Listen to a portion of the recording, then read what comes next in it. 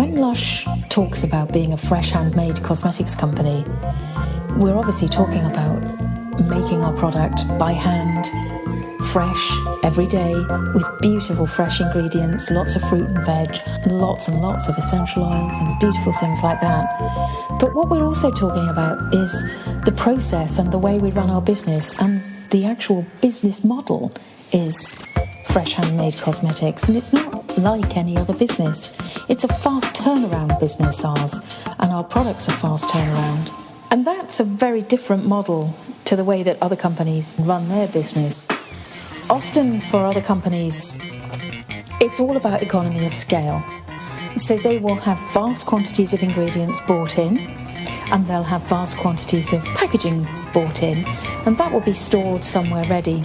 And that process is very industrialised, and if you saw it, it doesn't have a great deal of human beings interacting in that process. It's often large factories with large amounts of automated lines and machinery. So you'll have ingredients arriving in large containers.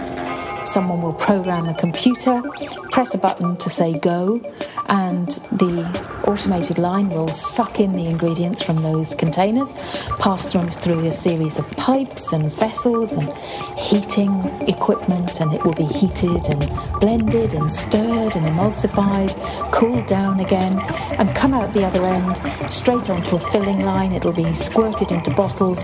The lids will go on automatically.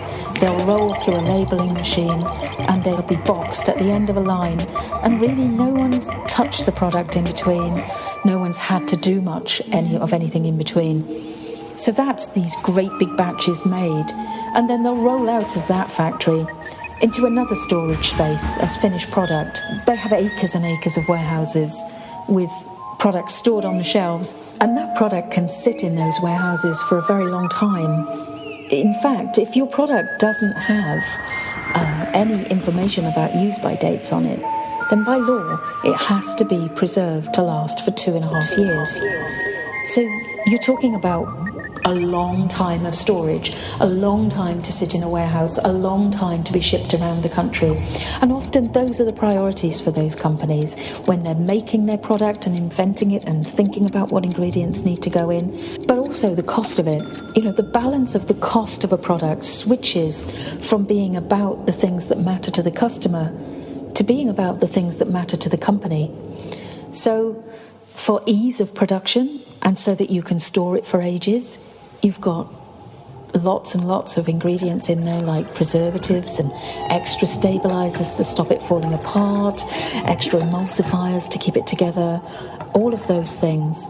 And all of that storage has to be paid for, all of that real estate cost, the rent on those huge storage spaces, all of that feeds into the price of the product that the customer pays. So in the past, when we've been working for other companies, we've found that when they're pricing a product, what they're looking at is the biggest and most expensive components of that product are the advertising, the marketing, the storings, and the actual ingredients and what's in the product sort of boil down to a tiny and insignificant thing almost, like a forgotten part of the product. And with us, it's the other way around. What's in there for the customer? What beautiful ingredients have we got? Let's put the money in that. Let's not waste money on advertising. Let's not waste money on storage. Let's not have long, long shelf lives that we have to sit on these products for. We keep it fresh, we keep it vital, we keep it moving through our business quickly. And that's where the cost is. The cost is in beautiful ingredients.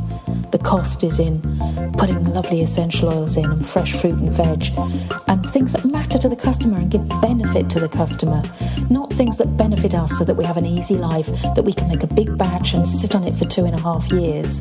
It's harder to run Lush.